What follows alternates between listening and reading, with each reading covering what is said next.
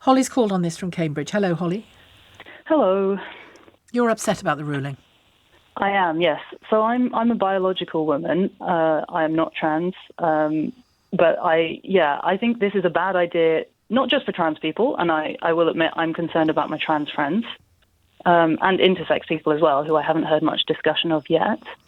But I am also concerned for women in general, because I think, I don't know if this has been talked about. I'm afraid I wasn't listening yesterday.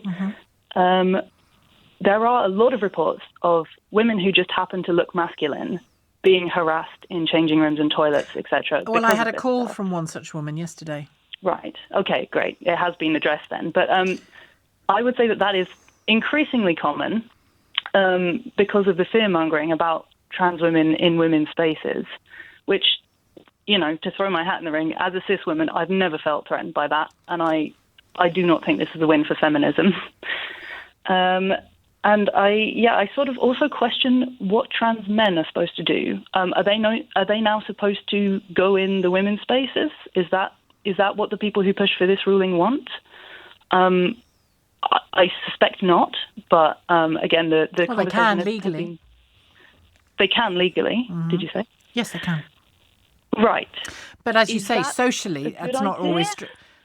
Well, It's just a fact. It doesn't matter. But I think the point you're making is, it's, if I may, is so legally they can, socially it could be tricky. So this is the problem, and of course we don't know yet what exactly the guidelines are going to be here. Are they proposing to enforce anything? Which I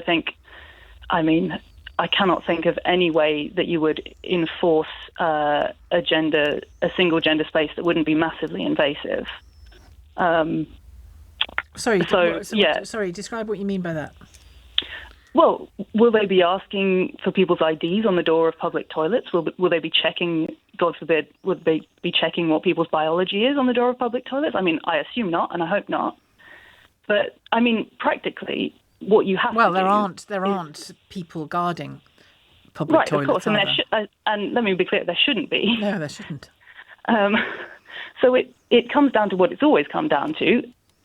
If someone goes in the women's or men's toilets and, either feels safe doing that or doesn't, it's self-determined, and it always has been. And unless they propose to enforce this in some terrifying way, it always will be. Well, it's not not necessarily terrifying. If a trans woman goes into a female changing room and the women in that changing room object, then the law is now even clearer than I felt it always was, but it's even clearer now after yesterday. And that the person going into that changing room, so it always boils down to changing rooms, doesn't it? Because it's such a quick and easy way of describing it. But right.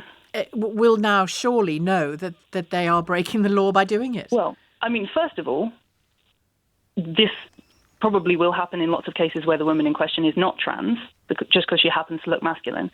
And second of all, if the woman is trans, is she then supposed to use the male changing room? I feel like the men there would be uncomfortable with that, for one, assuming that this is a person who's sort of, mostly presenting as female. I don't think it's just about uncomfortable, is it? It's about... No, you're right. It's also about the safety of the trans women, and that is more important. It's the safety of and the safety of women. Well, in the other aspect, I would dispute that, because I don't think it's very common that people get... Well, first of all, it's very uncommon that people get assaulted by complete strangers in bathrooms anyway. Unfortunately, most of the rapes and sexual assaults are perpetrated by people that the woman knows. Also,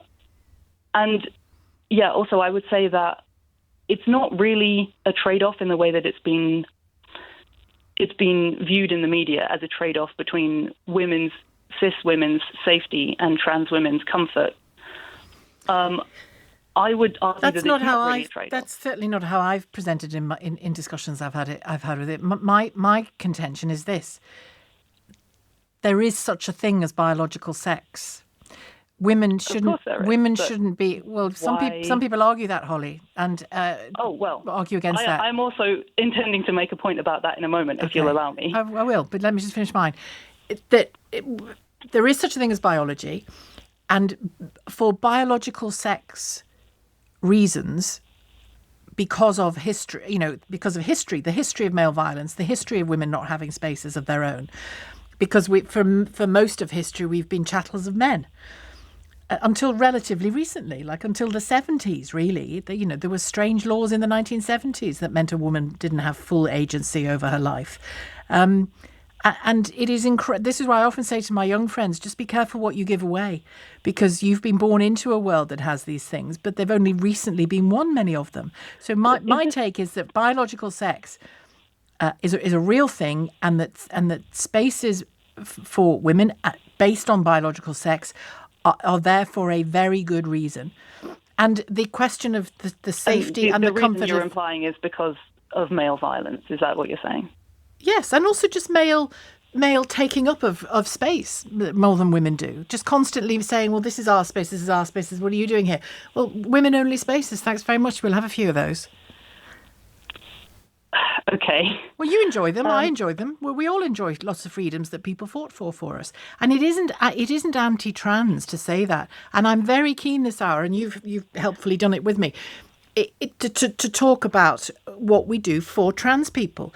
This isn't about right. saying, screw you, you're on your own. What your previous caller said, if this counts for anything, I liked what your previous caller said about gender-neutral toilets and indeed sort of single cubicles, either changing rooms or toilets. Great idea. And they're all over the place in cafes. Right, but there are many places where that's not the case. And, I mean, ideally there would be legislation to ensure that there are enough of those around for trans people to exist in public comfortably. Yes, there should. And that legislation should be brought in. It's not. It's been fought against quite hard by the previous government. Well, then people need to fight for those spaces every bit as much as women fought for their spaces. Right. And by the way, I'll fight with them. I'll fight with them for it. I'll back them for that. My contention is that women in general are not at risk of violence from trans women in these spaces. Well, just so you know, there is a massive amount of fear-mongering about this. And I'm afraid that's why women feel unsafe. It's not because they've been victims of violence from trans women.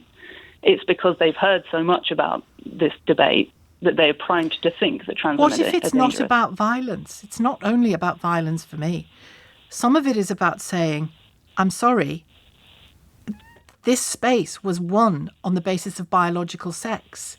How does this space benefit you, can I ask? How does what? Practically, on a day-to-day, how does being in a toilet with only biological women benefit you? It's not just about toilets, but we have focused on toilets.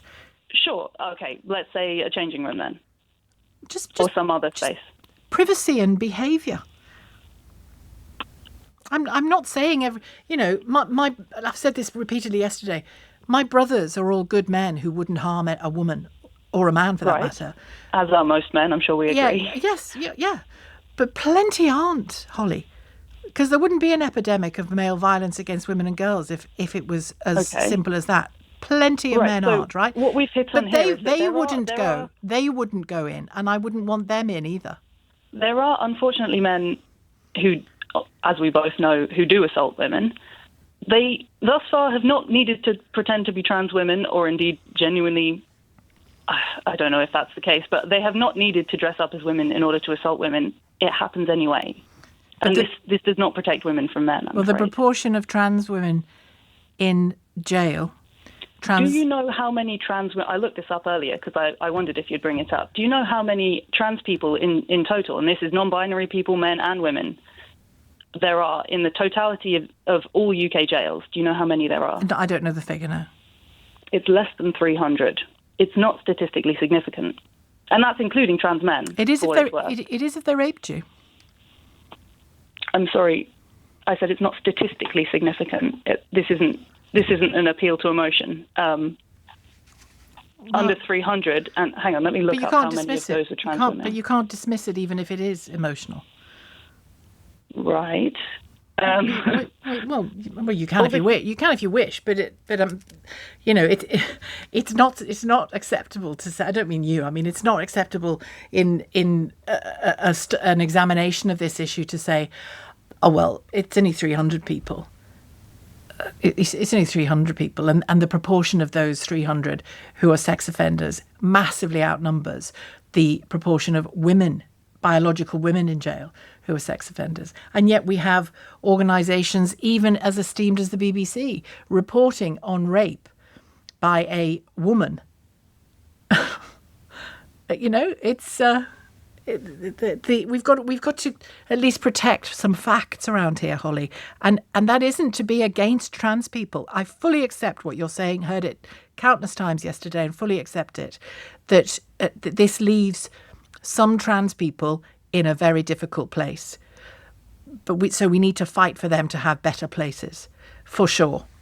But that doesn't mean that women are, to use the expression somebody used yesterday, the human shield for that problem. They shouldn't have to be the human shield for that problem, for the problem of how other men behave to trans men or trans women.